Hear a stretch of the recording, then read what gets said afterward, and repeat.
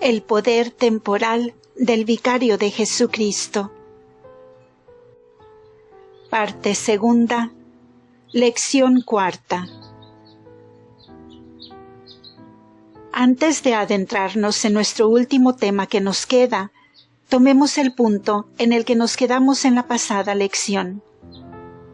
Fue este, que hay sobre la tierra dos grandes antagonistas.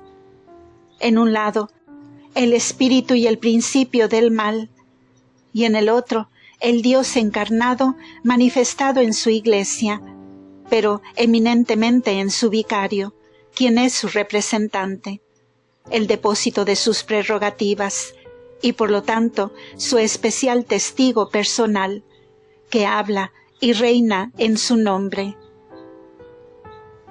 La función del vicario de Jesucristo contiene, de manera completa, las prerrogativas divinas de la Iglesia, sabiendo que al ser el representante especial de la cabeza divina, Él carga con todos sus poderes comunicables en el gobierno de la Iglesia en la tierra, única y exclusivamente.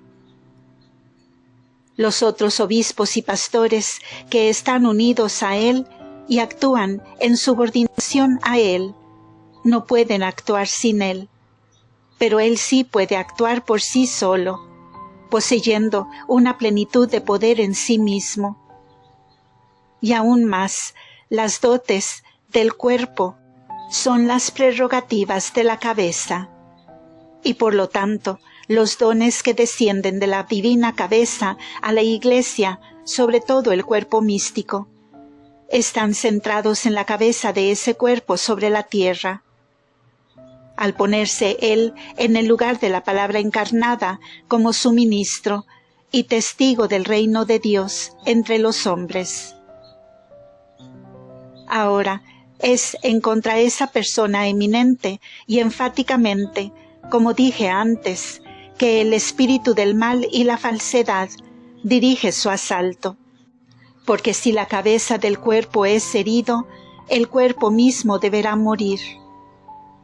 Herir al pastor y las ovejas serán dispersadas. Era la única astucia del maligno, quien hirió al Hijo de Dios para dispersar la grey. Pero esa maña ya fue intentada una vez y para siempre frustrada, porque en la muerte que hirió al pastor, la grey fue redimida. Y a pesar de que el pastor que es constituido en el lugar del Hijo sea herido, la grey no pueda dispersarse más. 300 años el mundo intentó cortar la línea de los soberanos pontífices, pero la grey nunca fue dispersada, y así debe ser hasta el final. Es, sin embargo, contra la Iglesia de Dios, y sobre todo contra su cabeza, que todos los espíritus del mal de todas las edades, y sobre todo en el presente, dirigen los ejes de su entidad. Vemos, pues, que lo que obstaculiza la manifestación, la supremacía y el dominio del espíritu del mal y del desorden sobre la tierra, a saber, el orden constituido de la cristiandad, la sociedad sobrenatural de la cual la Iglesia Católica ha sido su creadora, el lazo de unión y el principio de conservación. Y la cabeza de esa Iglesia, quien es eminentemente el principio del orden, el centro de la sociedad cristiana que une a las naciones del mundo en paz. Ahora, el tema que nos queda es mucho más difícil. Se adentra en el futuro y se topa con organismos tan trascendentales y misteriosos que todo lo que me adentraré a hacer será esbozar un esquema de lo que las amplias y luminosas profecías, especialmente las del libro de Daniel y del Apocalipsis, exponen, sin intentar entrar en muchos detalles que solo pueden ser interpretados por el evento. Y aún más, como dije al inicio, No intentaré nada excepto bajo la guía directa de la teología de la Iglesia y de escritores cuyas obras tienen su aprobación. Así como no he aventurado nada propio hasta aquí, así seguiré el mismo curso hasta el final. Lo que tengo, pues, de qué hablar es sólo sobre la persecución del Anticristo y su destrucción final. Primero que nada, comencemos con el 24º capítulo del Santo Evangelio según San Mateo, en el cual leemos lo que nuestro Divino Señor dijo cuando Él contempló los edificios del templo. No quedará aquí piedra sobre piedra que no sea destruida. Y sus discípulos, cuando Él estaba en el Monte de los Olivos, vinieron a Él en privado y le dijeron: «Dinos cuál será la señal de tu venida y de la consumación del mundo». Ellos entendían que la destrucción del templo en Jerusalén y el fin del mundo serían ambas partes de la misma acción y tomarían lugar al mismo tiempo. Ahora, como en la naturaleza vemos montañas escorzadas unas contra las otras, para que toda la cadena parezca como una sola forma, así en los eventos de la profecía, hay aquí dos diferentes eventos que parecen ser solo uno: la destrucción de Jerusalén y el fin del mundo.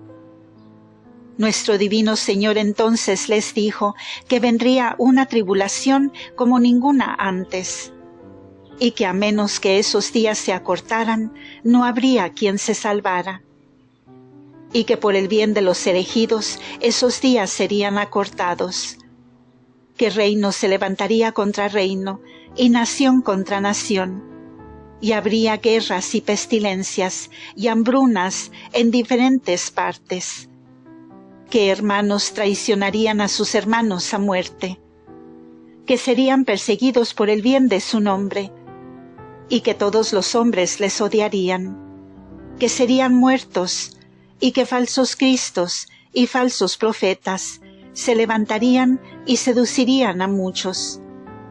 Esto es, que vendrían falsos maestros, fingidos mesías, y que en medio de todas estas persecuciones, Él mismo vendría a juzgar, porque como el relámpago que sale del oriente y se deja ver en un instante hasta el occidente, así será el advenimiento del Hijo del Hombre. En esta respuesta, nuestro Divino Señor habló de dos eventos: uno, la destrucción de Jerusalén, y el otro, el fin del mundo. Uno ya ha sido cumplido, y el otro aún ha de llegar. Este capítulo de San Mateo nos dará una llave a la interpretación del Apocalipsis. Este libro puede ser dividido en 4 partes. La primera parte describe la Iglesia en la tierra, bajo las 7 iglesias a quienes los mensajes fueron enviados por nuestro Divino Señor. Representan una constelación, toda la Iglesia en la tierra. La segunda parte relata la destrucción del judaísmo y el derrocamiento del pueblo judío. La tercera parte relata la persecución de la Iglesia por la ciudad pagana de Roma y su derrocamiento. Y la cuarta y última parte relata la paz de la Iglesia bajo la figura de la Jerusalén celestial, que baja del cielo y mora entre los hombres. Muchos intérpretes, especialmente de las primeras edades, y también escritores como Bossuet, y otros de fecha más reciente, han propuesto que las profecías del Apocalipsis, excepto solo los últimos capítulos, serán cumplidas por los eventos que tomarán lugar en los primeros 6 siglos. Esto es, el derrocamiento de Jerusalén, la persecución de la Iglesia y la destrucción de Roma pagana. pero es la naturaleza de la profecía el desenvolverse gradualmente. Como dije, de las montañas escorzadas a nuestra vista. Cuando nos acercamos a su base, comienzan como a desenredarse sus líneas y a revelarse siendo muchas y distintas. Así es con los eventos de la profecía. La acción del mundo se mueve en círculos. Esto es, como dice el sabio, como ha sido, así será. Y no hay nada nuevo bajo el sol. Y aquello que hemos visto en el inicio, la profecía declara que será una vez más al final del mundo. En las 4 divisiones del libro del Apocalipsis hemos visto 3 elementos principales: la Iglesia, los judíos y un poder persecutorio, que era Roma pagana. Entonces, estos 3 existen en este momento sobre la tierra. Aún hay una Iglesia de Dios. Hay el antiguo pueblo de Dios, la raza judía, aún preservado, como ya hemos visto, por una misteriosa providencia para alguna instrumentalización futura. Y por tercero, hay una sociedad natural del hombre sin Dios, que tomó la forma del paganismo antiguo y tomará la forma de una infidelidad en los últimos días.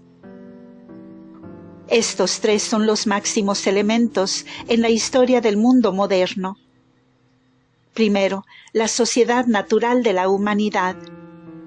Luego, la dispersión del pueblo judío. Y por tercero, la Iglesia universal. Los últimos 2 son los únicos cuerpos que se interpenetran en todas las naciones y tienen una unidad distintiva e independiente de ellas. Tienen un poder mayor que cualquier nación y son antagonistas mortales e inmutables.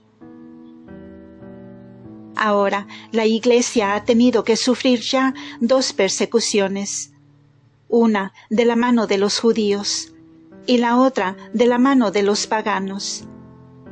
Así que los escritores de las primeras épocas, los padres de Oriente y Occidente, predijeron que en la última edad del mundo la Iglesia tendría que sufrir una tercera persecución, más grande, más sangrienta, más exhaustiva y más feroz que ninguna otra antes, y que de las manos de un mundo infiel se rebelarían contra la palabra encarnada. Entonces, el libro del Apocalipsis, como la profecía de San Mateo, revela 2 eventos o 2 acciones. Está el evento que está en el pasado, el tipo y la sombra del evento que vendrá, y hay el evento que aún es a futuro, al fin del mundo. Y todas las persecuciones que ha habido hasta ahora no son más que preludios y los tipos de la última persecución que será. Ya hemos visto el paralelo de los 2 misterios, el misterio de iniquidad y el misterio de santidad, y también el paralelo de las 2 ciudades, la ciudad de Dios y la ciudad de este mundo. Queda otro paralelo que es necesario que examinemos para poder aclarar lo que habré de decir en adelante. Leemos en el libro del Apocalipsis sobre 2 mujeres. Está la mujer vestida de sol y la mujer sentada sobre una bestia, cubierta con los nombres de blasfemia. Es pues claro que estas 2 mujeres, como los 2 misterios y las 2 ciudades, representan pues 2 espíritus antagonistas, 2 principios antagonistas. En el 12º capítulo del libro del Apocalipsis, leemos de la mujer vestida de sol, con la luna bajo sus pies y sobre su cabeza una corona de 12 estrellas. Ningún católico batallará en encontrar una interpretación de estas palabras. Y aún los intérpretes protestantes, para evitar ver a la Inmaculada Madre de Dios en esta mujer vestida de sol, nos dicen que simboliza la Iglesia.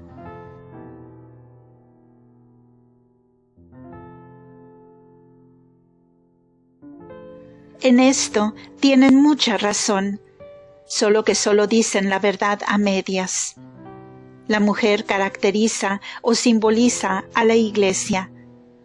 Por esta razón, que el símbolo de la Iglesia es la encarnación, la mujer está embarazada. El símbolo de la encarnación es la Madre de Dios. Por otro lado, no necesitamos ir muy lejos para encontrar la interpretación de la mujer sentada sobre una bestia que lleva los nombres de blasfemia. Porque el último versículo del capítulo 17 dice: La mujer que viste es la gran ciudad que tiene reino sobre los reyes de la tierra.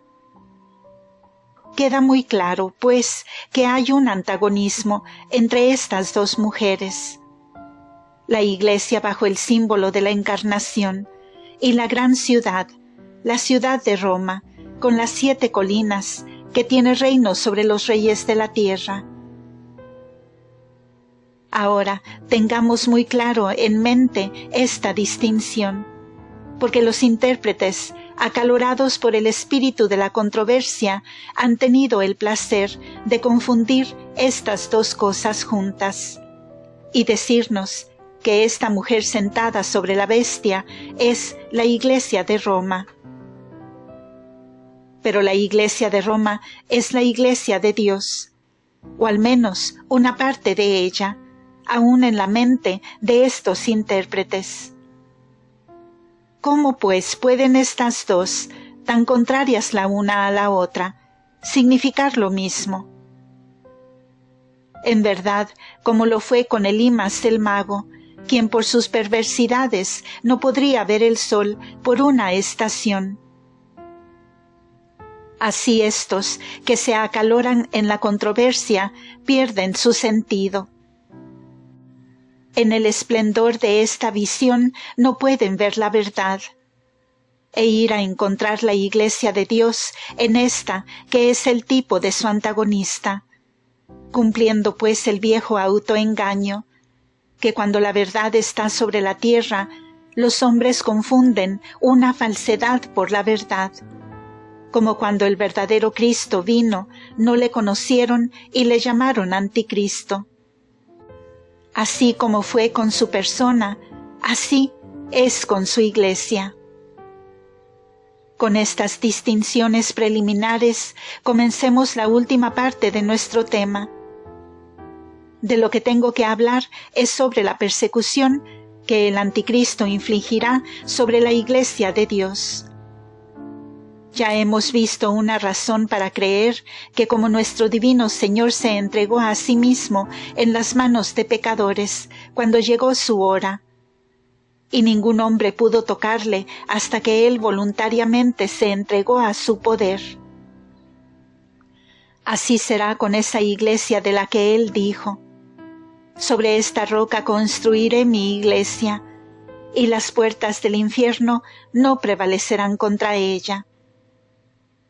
Como el inicuo no prevaleció contra él cuando aún lo ataron con cuerdas, lo arrastraron a juicio, le vendaron sus ojos, se burlaron de él como falso rey, lo golpearon en la cabeza como falso profeta, se lo llevaron, lo crucificaron, y en la maestría de todo su poder parecían tener absoluto dominio sobre él, para que estuviera destrozado y casi aniquilado bajo sus pies, y que en ese exacto momento, cuando él murió y fue enterrado lejos de su vista, él lo conquistó todo, y se levantó de nuevo al tercer día, y ascendió al cielo, y fue coronado, glorificado e investido con toda su realeza, y reina supremo, Rey de reyes y Señor de señores. Aún esto será con su iglesia, a pesar de ser perseguida por un tiempo, y a los ojos del hombre, derrocada, pisoteada, destronada, despojada, burlada y aplastada. Pero aún en ese alto momento de triunfo, las puertas del infierno no prevalecerán.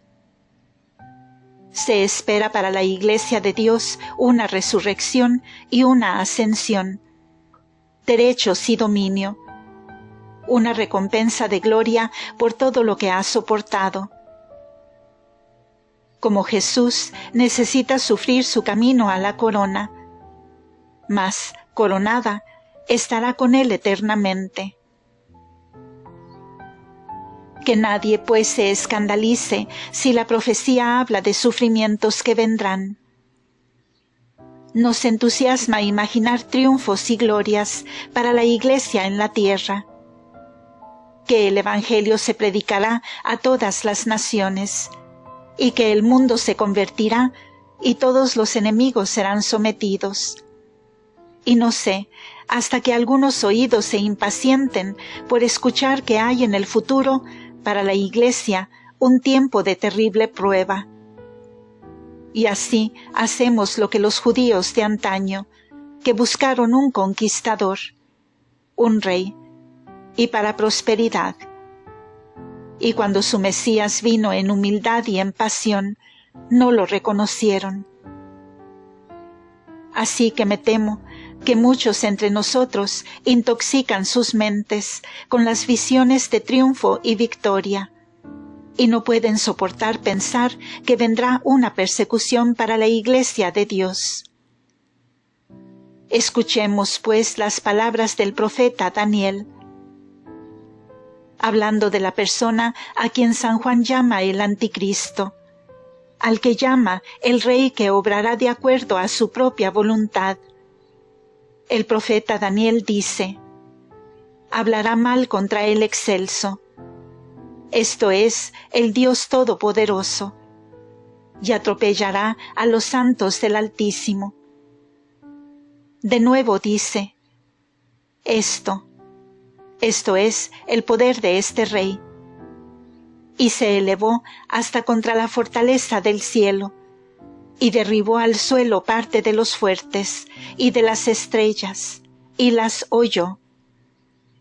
Y se engrandeció hasta contra el príncipe de la fortaleza, y quitóle el sacrificio perenne, y abatió el lugar de su santificación. Dice aún más: cesarán las hostias y los sacrificios, y estará en el templo la abominación de la desolación. Estos pasajes son tomados de los capítulos 7, 8 y 9 de Daniel.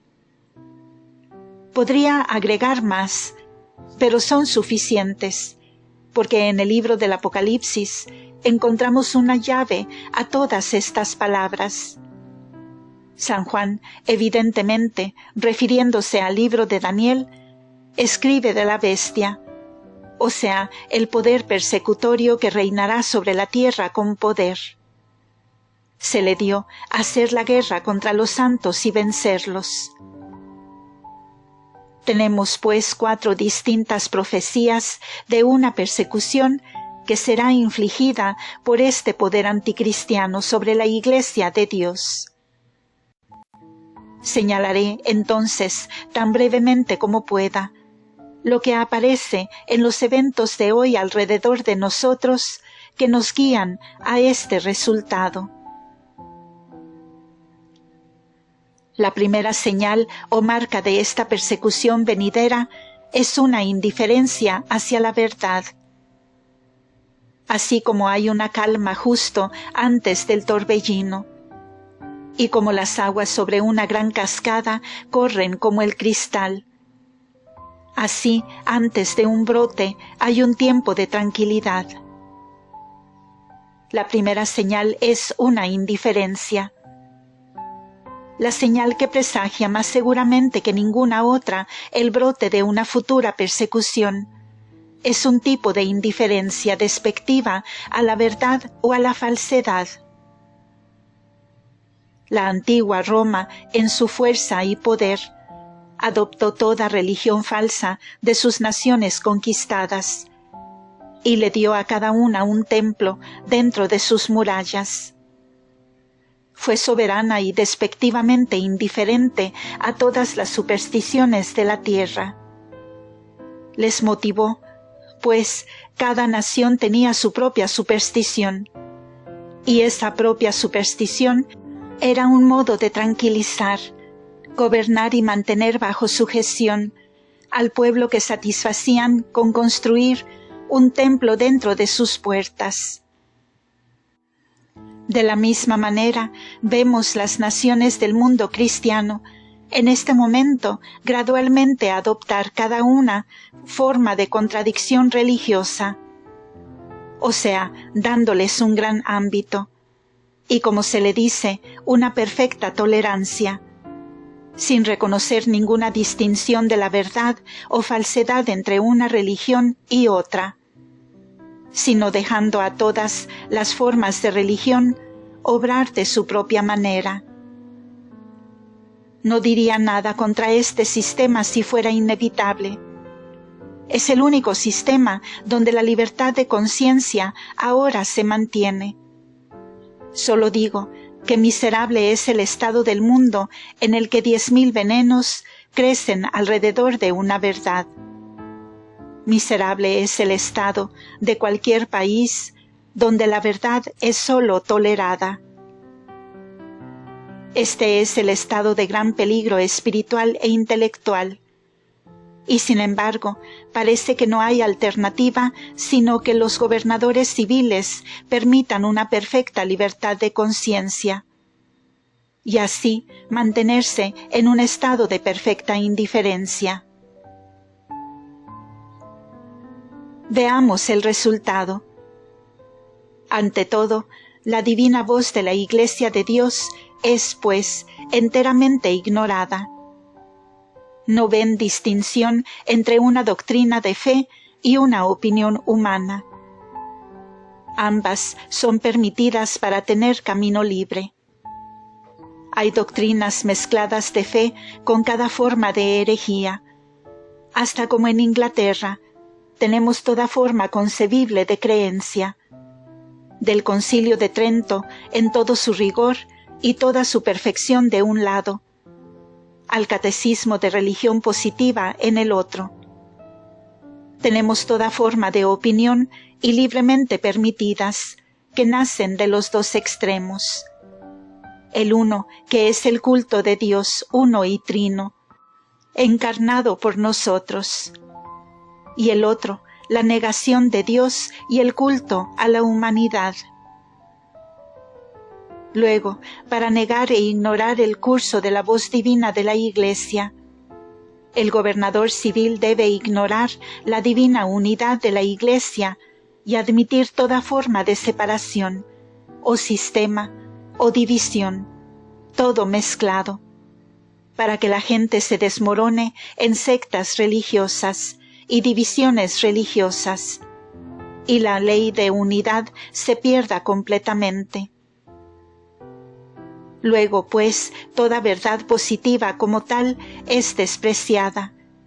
Y es despreciada porque ¿quién puede decir qué es el bien y qué es el mal si no hay un maestro divino? Si no hay un juez divino, ¿quién dirá lo que es verdad y lo que es falso entre el conflicto de las opiniones religiosas? Un estado que se ha separado de la unidad de la Iglesia y que por lo tanto ha perdido la guía del Maestro Divino, no puede determinar por ninguno de sus tribunales, civiles o eclesiásticos, como continúa llamándolos, lo que es verdad y lo que es falso en una controvertida pregunta sobre religión. Y pues, como sabemos, allí crece un intenso odio hacia lo que es dogmatismo, esto es, hacia toda verdad positiva, todo lo que es definitivo, todo lo que es final y todo lo que tiene límites precisos. cualquier forma de creencia que se expresa en definiciones particulares. Todo lo que es totalmente repugnante al hombre, que en principio alientan todas las formas de opinión religiosa. De hecho, estamos llegando al estado de Festo, quien, cuando escuchó que los judíos tenían una acusación en contra de San Pablo, reportó que no pudo encontrar ninguna cuestión que le pareciera mala, porque eran cuestiones de superstición. Y sobre un Jesús muerto, que Pablo afirmaba que estaba vivo. Esto, pues, es el estado de indiferencia al cual los gobernadores civiles del mundo gradualmente se reducen, y el gobierno que administran, y al pueblo que gobiernan.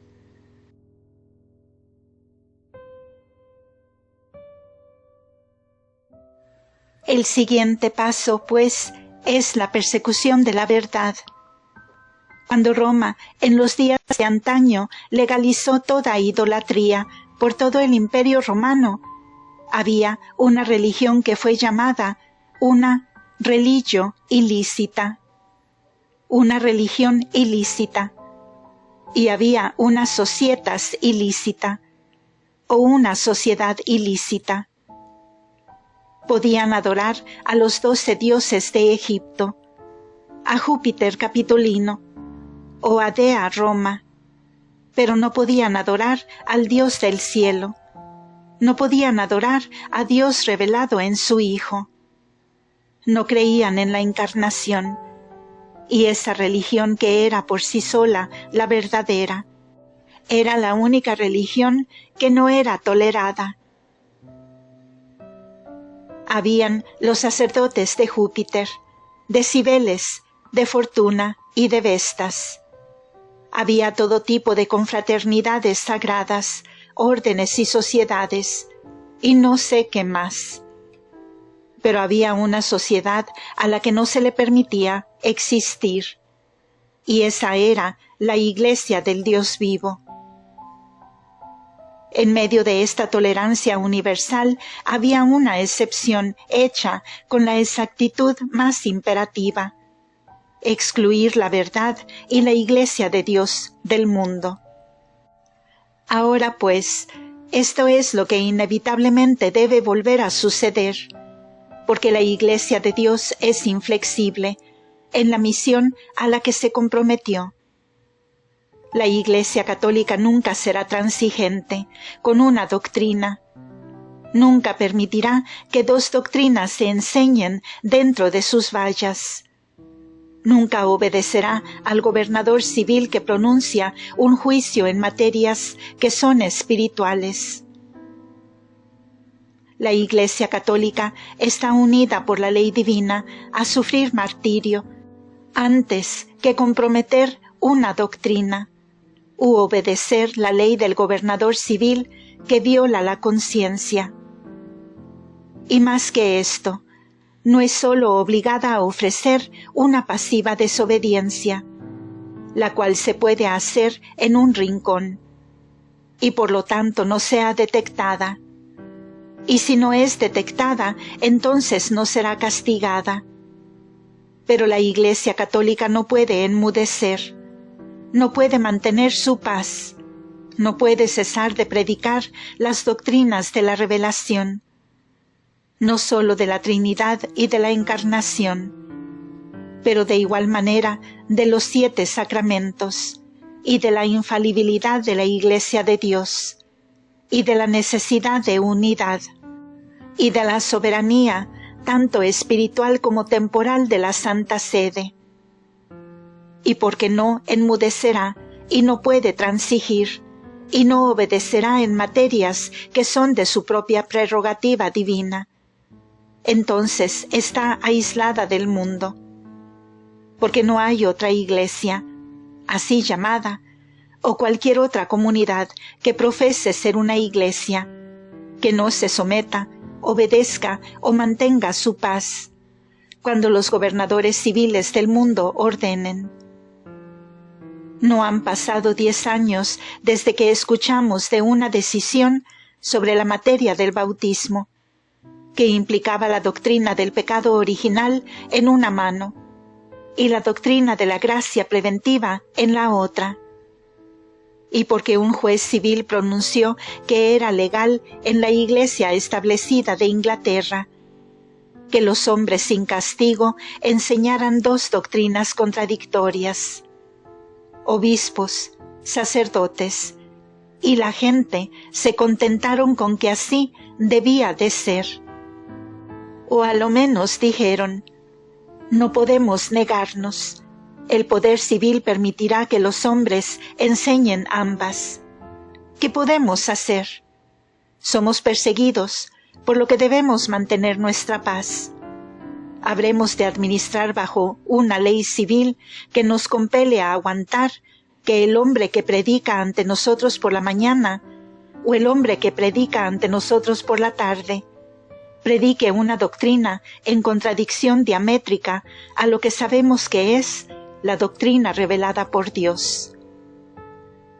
Y porque los gobernadores civiles lo han determinado así, nosotros no somos responsables, y la Iglesia establecida no es responsable, porque es perseguida. Ahora pues, esta es la diferencia característica entre un sistema humano establecido por la ley civil y la Iglesia de Dios. Se permitiría en la Iglesia que es católica y romana que ahora niegue yo que todo niño bautizado recibe la infusión de la gracia regenerativa. Se sabe perfectamente que si yo fuera a separarme una jota o título de la Santa Fe Católica, entregada por la voz divina de la Iglesia de Dios, yo sería inmediatamente suspendido. Y ningún gobernador civil o poder del mundo podría restaurarme al ejercicio de mis facultades. Ningún juez civil o potentado en la tierra podría restaurarme a la administración de los sacramentos, hasta que la autoridad espiritual de la Iglesia me lo permitiera. Esto es, pues, la diferencia característica, la cual deberá algún día traer sobre la Iglesia en todos los países donde este espíritu de indiferencia se ha establecido, una persecución del poder civil. Y para una razón más, porque la diferencia entre la Iglesia católica y toda otra sociedad es esta. Otras sociedades son de formación voluntaria. Esto es, la gente se une a un cuerpo particular, y si no les agrada a mejor conocimiento, se van. Se convierten en baptistas o anabaptistas, o episcopales o unitarios, o presbíteros, hasta que encuentran algo que no les agrada en estos sistemas, y luego se van por su lado, o se unen a algún otro cuerpo, o permanecen separados, porque estas sociedades no tienen derecho a gobernar la voluntad. Todo lo que profesan hacer es enseñar. Son como las escuelas de antaño, y su enseñanza es como la filosofía cristiana. Ponen sus doctrinas ante aquellos que están dispuestos a escuchar, y si escuchan y de buena suerte concuerdan con ellos, se quedan con ellos, y si no, se van. Pero ¿dónde está el gobierno sobre la voluntad? Pueden decir, en nombre de Dios y bajo el dolor de pecado mortal, debes creer que Dios se encarnó y que nuestro Señor encarnado se ofrece a sí mismo en sacrificio sobre el altar, que los sacramentos instituidos por el Hijo de Dios son 7 y que todos transmiten la gracia del Espíritu Santo.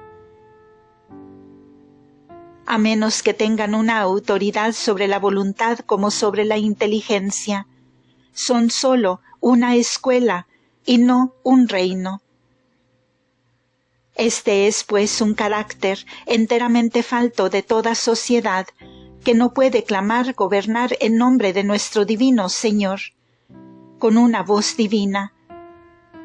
Y por lo tanto la Iglesia de Dios difiere de toda otra sociedad en este particular, que no es sólo una comunión entre personas que voluntariamente se unen, sino que es un reino. Tiene una legislatura. La línea de sus concilios por 1800 años se ha sentado, deliberado y decretado con toda la solemnidad y la majestad de un parlamento imperial. Tiene un ejecutivo que lleva y hace cumplir los decretos de esos concilios, con toda la calma y toda la decisión perentoria de una voluntad imperial. La Iglesia de Dios, pues, es un imperio dentro de un imperio, y los gobernadores y príncipes de este mundo le celan por esta misma razón. Dicen, nolumus unc regnare super nos. No permitiremos que este hombre reine sobre nosotros. Es precisamente porque el Hijo de Dios, cuando vino, estableció un reino sobre la tierra, que en cada tierra, en cada nación, la Iglesia Católica gobierna con la autoridad de la Iglesia Universal de Dios. Por ejemplo, en Inglaterra, la pequeña y despreciada Grey de Católicos Unidos, bajo una jerarquía de 10 años de edad, que descansa sobre la Santa Sede en su centro. Habla y gobierna con una soberanía derivada de la Iglesia entera de Dios. Así es que, hace 10 años atrás, la atmósfera fue desgarrada y atormentada por el revuelo de una agresión papal. El instinto natural de los gobernadores civiles sabían que no era una mera filosofía cristiana, que flotó de tierras extranjeras, sino un gobierno, un poder y una soberanía. Por esta razón también la escuela extrema liberal, aquellos que clamaban tolerancia para cada forma de opinión, que enseñaban que la oficina del gobernador civil no debe entrar nunca en controversias de religión, pero que todos los hombres deben tener libertad en sus creencias, y la conciencia de todos los hombres tener libertad ante Dios. Aún ellos hacen una excepción, y con la más extraña contradicción a todos sus principios, o a lo menos sus profesiones. Mantienen que como la Iglesia Católica es sólo una forma de doctrina, pero también un poder o gobierno, debe ser excluida de toda tolerancia general. Y este es precisamente el punto de colisión futura. Es la pura razón por la cual los arzobispos de Colonia, Turín, Cagliari y demás fueron hace poco al exilio, porque 19 sedes están en este momento vacantes en Cerdeña. ¿Por qué en Italia los obispos están hasta este día expulsados de sus tronos episcopales? Es por esta razón que en esta tierra la religión protestante se establece en lugar de la verdad católica, y que los tronos, alguna vez ocupados por los obispos de la Iglesia Universal, son ahora ocupados por aquellos a quienes la realeza de Inglaterra, y no la realeza del Vicario de Jesucristo, han escogido asentar. Es la misma competencia de antaño, tan vieja como el mismo cristianismo, que ha sido desde el principio, primero con paganos, luego con herejes, luego con cismados y luego con infieles, que continuará hasta el final.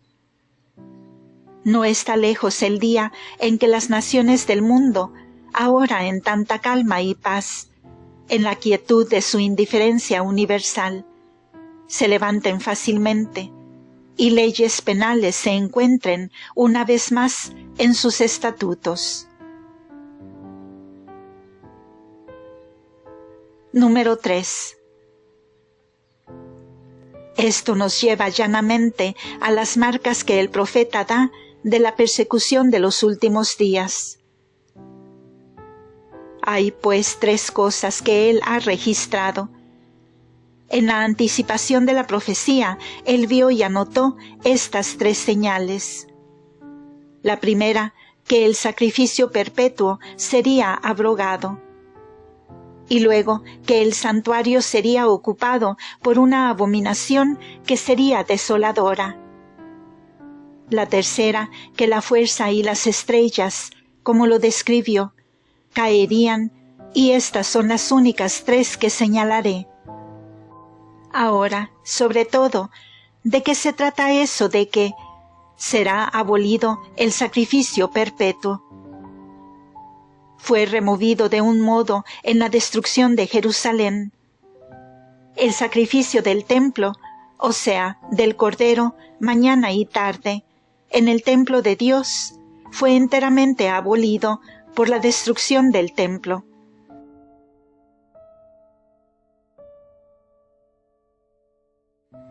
El profeta Malaquías dice: porque desde levante a poniente es grande mi nombre entre las naciones, y en todo lugar se sacrifica y se ofrece al nombre mío una ofrenda pura.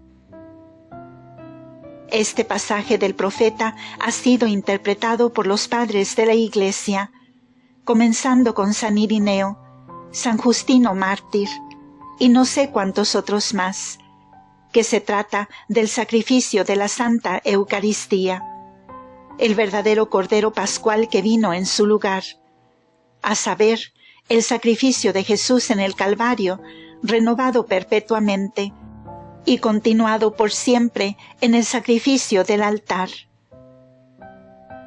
Ha sido quitado este continuo sacrificio. Lo que era típico de él en los días de antes ha sido ya quitado. Pero se ha quitado lo que es en realidad.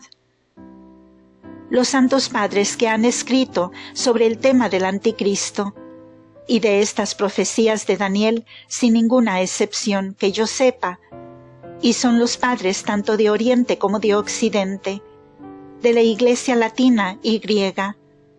Todos, unánimemente, dicen que los últimos días del mundo, durante el reino del anticristo, el santo sacrificio del altar cesará. En la obra sobre el fin del mundo, atribuido a San Hipólito, tras una larga descripción de las aflicciones de los últimos días, leemos como sigue: las iglesias se lamentarán con una gran lamentación, porque no se ofrecerá más la oblación, ni incienso, ni adoración aceptable a Dios. Los edificios sagrados de las iglesias serán como casuchas, y el precioso cuerpo y sangre de Cristo no será manifiesto en esos días. La liturgia será extinta. Los cantos de los salmos cesarán. La lectura de la Sagrada Escritura no se escuchará más. Pero habrá sobre los hombres oscuridad, y duelo tras duelo, y aflicción tras aflicción.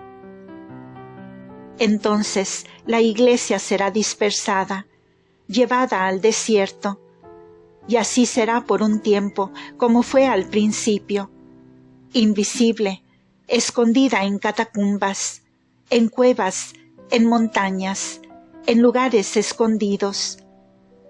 Por un tiempo será arrasada como fue de la faz de la tierra. Tal es el testimonio universal de los padres de los primeros siglos. ¿Ha pasado algo alguna vez que pueda ser llamado un episodio o precursor de un evento tal? Veamos al Oriente.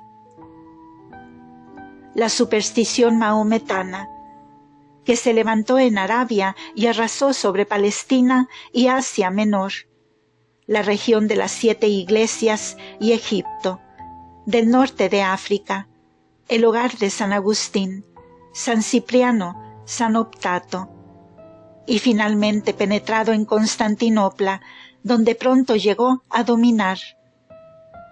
En cada lugar ha perseguido y suprimido el culto y sacrificio a Jesucristo.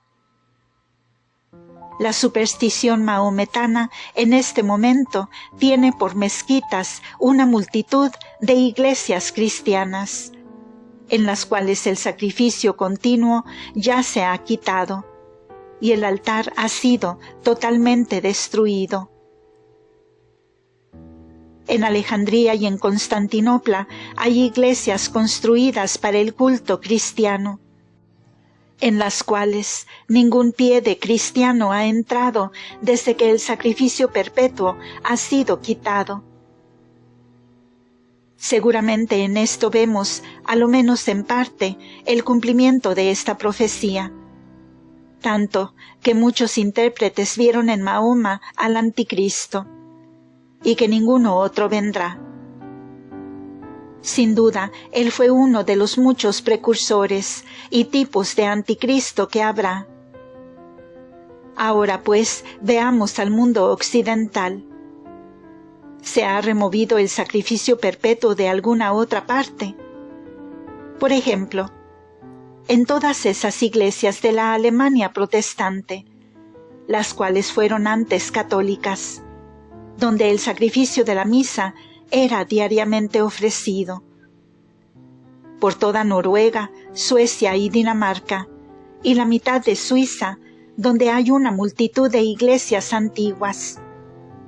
Por toda Inglaterra, en las catedrales y las iglesias parroquiales de esta tierra, que fueron simplemente construidas como capillas de Jesús encarnado en la Santa Eucaristía, como santuarios alzados para la ofrenda del santo sacrificio.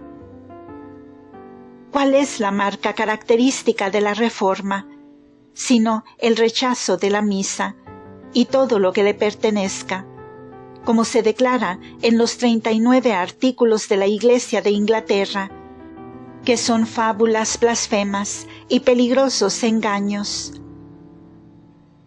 La supresión del sacrificio perpetuo es, sobre todo, la marca y característica de la Reforma protestante. Encontramos, pues, que esta profecía de Daniel ya se ha cumplido tanto en Oriente como en Occidente. En las dos puntas, a decir, mientras en el corazón de la cristiandad aún se ofrece el santo sacrificio.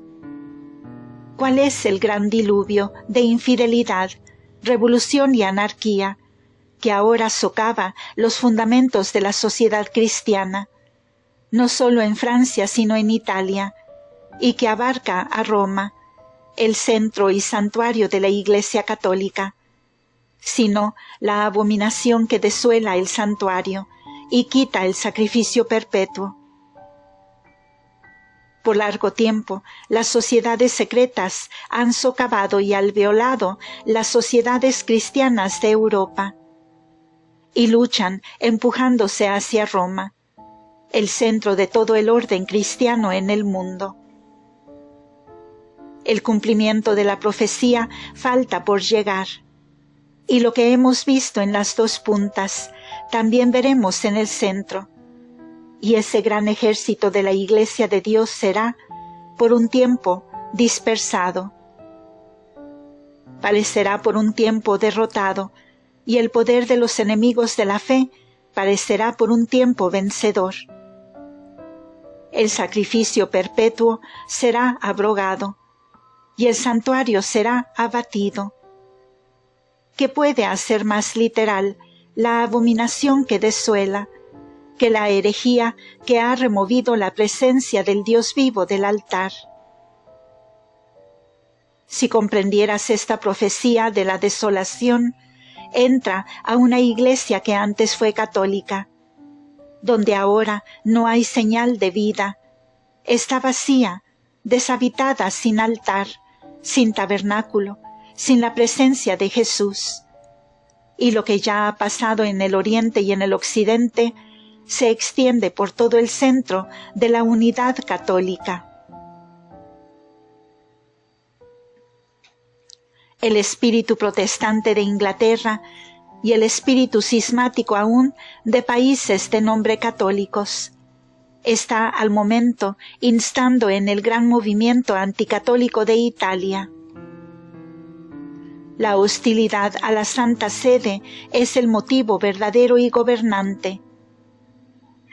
Y así pues vemos la tercera marca, el abatimiento del príncipe de la fortaleza. Esto es la autoridad divina de la Iglesia, y especialmente de Él, en cuya persona se representa el vicario de Jesucristo.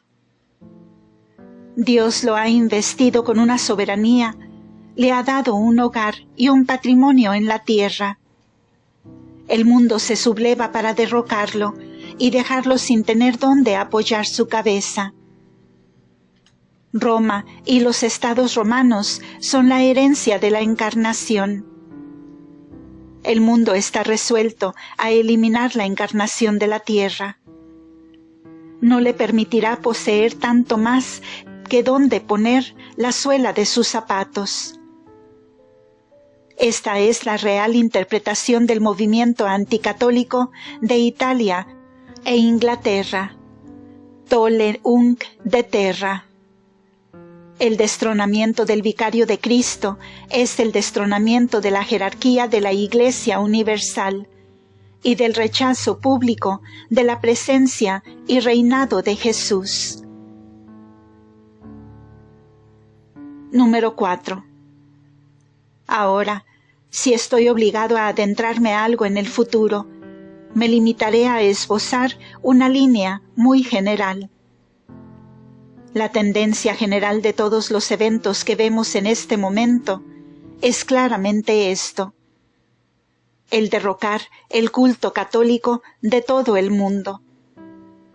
Ya vemos que cada gobierno en Europa excluye la religión de sus actos públicos. Los poderes civiles se están profanando.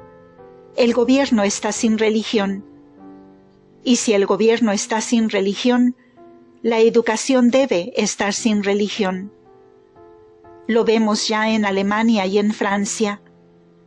Se ha intentado una y otra vez en Inglaterra. El resultado no puede ser nada más que el restablecimiento de una sociedad meramente natural. A decir, los gobiernos y los poderes del mundo, que por un tiempo estuvieron sometidos por la Iglesia de Dios a una creencia en el cristianismo, a obedecer las leyes de Dios y la unidad de la Iglesia, habiéndose revelado y profanado a sí mismos, han reincidido a su estado natural.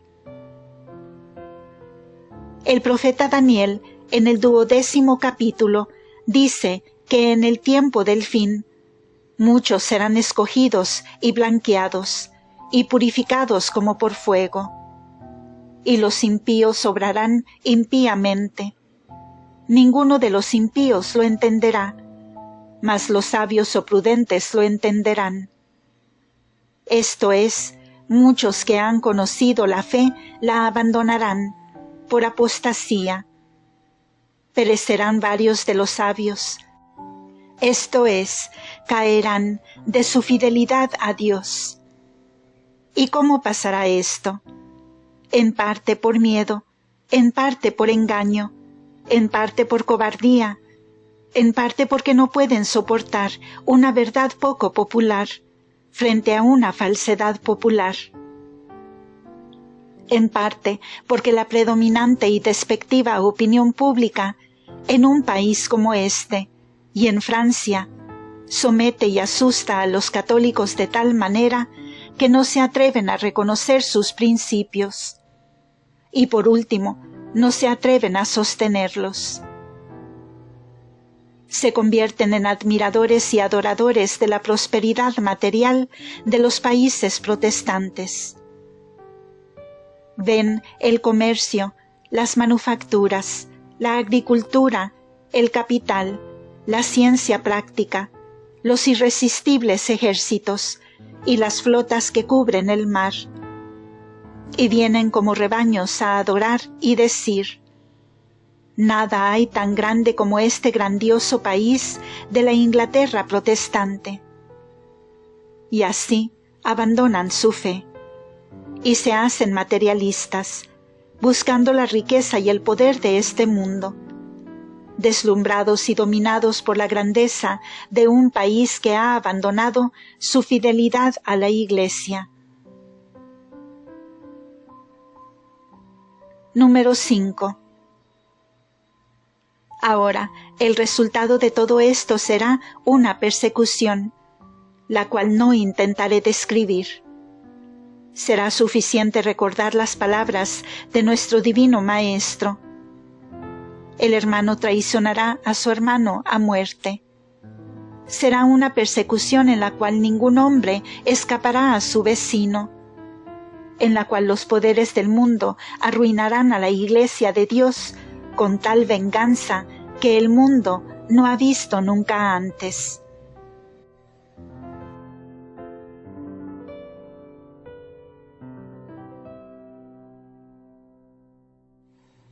La palabra de Dios nos dice que hacia el fin de los tiempos el poder de este mundo será tan irresistible y tan triunfante que la Iglesia de Dios se hundirá bajo su mano, que la Iglesia de Dios no recibirá más ayuda de emperadores o reyes, o príncipes, o legisladores, o naciones, o pueblos, para resistir contra el poder y fuerza de su antagonista.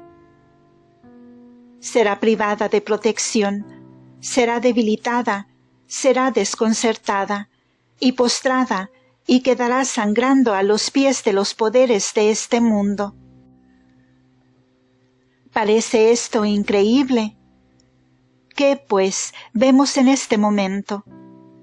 Hay que ver a la Iglesia católica y romana por todo el mundo. ¿Cuándo fue más parecida a su divina cabeza en la hora en que fue atado de manos y pies por aquellos que lo traicionaron? Hay que mirar a la Iglesia católica, aún independiente, fiel a su depósito divino, mas abandonada por las naciones del mundo, al Santo Padre, el vicario de nuestro divino Señor, al momento burlado, desdeñado, despreciado, abandonado, robado de lo suyo, y aun aquellos que lo defenderían, asesinados. ¿Cuándo, pregunto, estuvo la Iglesia de Dios en una condición más débil, en un estado más endeble a los ojos de los hombres, y en este orden natural, más que hoy? ¿Y de dónde, pregunto, vendrá su salvación? ¿Hay en este mundo algún poder que pueda intervenir? ¿Hay algún rey, príncipe o potentado que tenga el poder de interponer, ya sea su voluntad o su espada, por la protección de la Iglesia? Ninguno. Y así se profetizó que sería. Ni aunque lo deseemos, porque la voluntad de Dios es otra. Pero sí hay un poder el cual destruirá a todos los antagonistas. Hay una persona que romperá y golpeará, reduciendo a todos los enemigos de la Iglesia como al polvo en verano de una era, porque es Él quien consumirá a sus enemigos con el aliento de su boca y los destruirá con el resplandor de su venida. Parece como si el Hijo de Dios estuviera celoso de que alguien más reivindicara su autoridad. Él ha reclamado la batalla para Él mismo. Él ha aceptado el golpe que ha sido arrojado contra Él. Y la profecía es llana y explícita de que el último derrocamiento del mal será suyo, que será forjado no por hombre alguno, sino por el Hijo de Dios, y que todas las naciones del mundo sabrán de Él, y sabrán que Él y solo Él es Rey, y que Él y solo Él es Dios. Leemos en el libro del Apocalipsis sobre la ciudad de Roma, que dijo en el orgullo de su corazón: «Estoy como reina sentada en solio, y no soy viuda, y no veré duelo». Por eso, en un día sobrevendrán sus plagas, mortandad, llanto y hambre, y será abrasada del fuego, porque poderoso es el Dios que ha de juzgarla. Algunos de los más grandes escritores de la Iglesia nos dicen que en toda probabilidad, en el último derrocamiento de los enemigos de Dios, la ciudad de Roma será destruida, será castigada por segunda vez por Dios Todopoderoso, como lo fue en el principio. No hubo nunca destrucción alguna sobre la tierra comparable a la destrucción de Roma en los días de antaño. San Gregorio Magno, escribiendo sobre esto, dice: «Roma, no hace mucho, fue vista como la señora del mundo. Lo que ahora es, solo contemplamos. Aplastada por muchas e incontables miserias, por la desolación de sus habitantes, por la incursión de sus enemigos, la frecuencia de destrucción. Vemos cumplidos en ella las palabras del profeta contra la ciudad de Samaria. ¿Dónde está el Senado? ¿Dónde está ahora la gente? Los huesos están deteriorados y la carne consumida. Toda la pompa de grandeza mundana en ella se extinguió. Toda su estructura se disolvió. Y nosotros, los pocos que quedamos, somos acosados a diario por la espada y por innumerables tribulaciones. Roma está vacía y en llamas. Su pueblo ha fracasado y hasta sus murallas caen. ¿Dónde están los que se exultaban en su gloria? ¿Dónde está su pompa? ¿Dónde su orgullo? ¿Dónde su constante e inmoderado regocijo? Nunca hubo una ruina como la del derrocamiento de la gran ciudad de las 7 colinas, cuando las palabras de la profecía fueron cumplidas. Babilonia ha caído, como una gran rueda de molino en el océano. Los escritores de la Iglesia nos dicen que en los últimos días la ciudad de Roma probablemente apostatará de la Iglesia y vicario de Jesucristo, y que Roma será nuevamente castigada, porque Él saldrá de ella, y el juicio de Dios caerá sobre el lugar donde Él una vez reinó sobre las naciones del mundo. Porque, ¿qué hace a Roma sagrada sino la presencia del vicario de Jesucristo? ¿Qué tiene que debiera ser querido a los ojos de Dios, salvo solo la presencia del vicario de su Hijo? Que la Iglesia de Cristo salga de Roma, y que Roma no sea más a los ojos de Dios que la Jerusalén de antaño. Jerusalén, la ciudad santa, escogida por Dios, fue arrojada y consumida al fuego, porque crucificó al Señor de la gloria, y la ciudad de Roma, la cual ha sido el asiento del vicario de Jesucristo por 1800 años, si apostatara, como la Jerusalén de antes, sufrirá una condenación similar. Y por lo tanto, los escritores de la Iglesia nos dicen que la ciudad de Roma no tiene ninguna prerrogativa, excepto solo que el vicario de Cristo está allí. Y si se hace infiel, los mismos juicios que cayeron sobre Jerusalén, santificada que estaba por la presencia del Hijo de Dios, del Maestro, y no del discípulo solamente, caerán también sobre Roma. La apostasía de la ciudad de Roma, del vicario de Cristo, y la destrucción del anticristo, pueden ser pensamientos tan nuevos para muchos católicos, que considero bien recitar el texto de teólogos de la mejor reputación.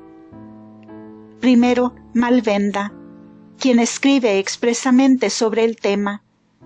Declara junto a la opinión de Rivera, Gaspar Melus, Viegas, Suárez, Belarmino y Bocio, que Roma apostatará de la fe, expulsará al vicario de Cristo y regresará a su antiguo paganismo. Las palabras de Malvenda son: pero Roma, en los últimos tiempos del mundo, regresará a su antigua idolatría, poder y grandeza imperial. Echará fuera a su pontífice, apostatará del todo de la fe cristiana, perseguirá terriblemente a la Iglesia, derramará la sangre de mártires más cruelmente que antes, y recobrará su estado de abundante riqueza, o hasta más de lo que tuvo bajo sus primeros gobernantes. Lessius dice: en el tiempo del Anticristo, Roma será destruida, como vemos abiertamente en el capítulo 13 del Apocalipsis. Y de nuevo, la mujer que viste es la gran ciudad que tiene imperio sobre los reyes de la tierra, lo que representa a Roma en su impiedad, tal como era en el tiempo de San Juan. Y será otra vez en el fin del mundo. Y Belarmino: en el tiempo del Anticristo, Roma será desolada y quemada, como aprendemos del versículo 16 del capítulo 17 del Apocalipsis, de cuyas palabras el jesuita Herbermann comenta como sigue: todos confesamos con Belarmino que el pueblo romano, un poco antes del fin del mundo, regresará al paganismo y apartará al romano pontífice. Viegas, sobre el capítulo 18 del Apocalipsis, dice: Roma, en la última edad del mundo, tras haber apostatado de la fe, alcanzará un gran poder y esplendor de riqueza, y su influencia se extenderá por todo el mundo y florecerá grandemente. Al vivir en el lujo y la abundancia de todas las cosas, adorará ídolos y estará empapada de toda clase de supersticiones, y pagará honores a dioses falsos. Y por la vasta efusión de la sangre de los mártires, derramada bajo los emperadores, Dios los vengará más justa y severamente, y será totalmente destruida y quemada por una conflagración de lo más terrible y fulminante. Finalmente, Cornelio a Lápide resume lo que se puede decir que es la interpretación común de teólogos. Al comentar sobre el mismo capítulo 18 del Apocalipsis, él dice: estas cosas han de ser entendidas de la ciudad de Roma, no lo que es, no lo que fue, sino lo que será en el fin del mundo. Porque entonces la ciudad de Roma regresará a su antigua gloria y a su antigua idolatría y otros pecados, y será tal como fue en los tiempos de San Juan, bajo Nerón, Domiciano, Decio, etc. Pues de cristiana volverá a ser pagana. Echará fuera al pontífice cristiano y a los fieles que se adhieran a él. Los perseguirá y los matará. Esta persecución será rival de las de los emperadores paganos contra los cristianos, pues vemos a Jerusalén que fue pagana primero con los cananeos, por segundo fue fiel con los judíos, por tercero cristiana con los apóstoles, por cuarto pagana otra vez con los romanos, quinto sarracena con los turcos. Tal creen que será la historia de Roma, pagana con los emperadores, cristiana con los apóstoles, fiel con los pontífices, apóstata con la revolución y pagana con el anticristo. Solo Jerusalén podía pecar tan formalmente y caer tan bajo, porque solo Jerusalén ha sido escogida, iluminada y consagrada. Y como no hubo pueblo que fuera tan intenso en la persecución de Jesús como los judíos, así temo que nadie será más implacable contra la fe que los romanos. No he intentado señalar lo que serán los eventos futuros, excepto como un esbozo, y nunca me he aventurado a designar quién será la persona que los cumpla. Sobre esto no sé nada, pero tengo la más perfecta certeza de la palabra de Dios y de las interpretaciones de la Iglesia, como para señalar los grandes principios que están en conflicto por cada lado. Comencé por mostrar que el anticristo y el movimiento anticristiano tienen estas marcas. Primero, el cisma de la Iglesia de Dios. Por segundo, el negar su voz divina e infalible. Y por tercero, el negar la encarnación. Es, por lo tanto, el directo y mortal enemigo de una santa católica y romana Iglesia. La unidad por la cual todo cisma se crea, el órgano de la voz divina del Espíritu de Dios, la capilla y santuario de la encarnación y del sacrificio perpetuo.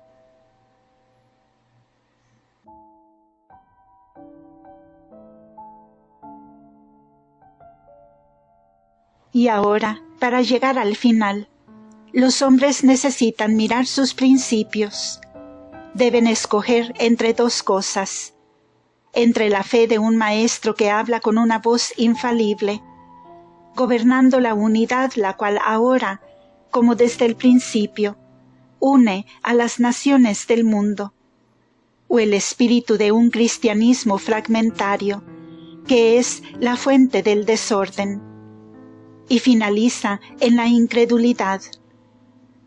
Aquí está la simple opción a la que todos llegamos, y entre ellas debemos tomar una decisión. Los eventos diarios llevan a los hombres más y más adentro en la carrera en la que han entrado. Los hombres diariamente se dividen más y más. Estos son tiempos para examinar. Nuestro divino Señor está en la Iglesia. Él tiene en sus manos el bieldo, y limpiará perfectamente su era, y su trigo lo meterá en el granero, mas las pajas quemarálas en un fuego duradero. Es un tiempo de prueba, cuando algunos de los sabios caerán, y sólo aquellos que serán firmes hasta el final serán salvados. Los dos grandes antagonistas están recopilando sus fuerzas para el último conflicto. Podrá no ser en nuestros días, podrá no ser en los días de aquellos que vendrán después de nosotros, pero una cosa es cierta, que estamos siendo puestos a prueba ahora como lo serán los que vivan en los tiempos en que esto sucederá. Pues tan seguro es como de que el Hijo de Dios reina en lo alto, y reinará hasta que ponga a todos sus enemigos bajo sus pies. Tan seguro es que aquel que levante un talón o dirija un arma contra su fe, su Iglesia o su vicario sobre la tierra, compartirá el juicio que está reservado para el anticristo a quien sirve. Fin de este episodio. Continuará.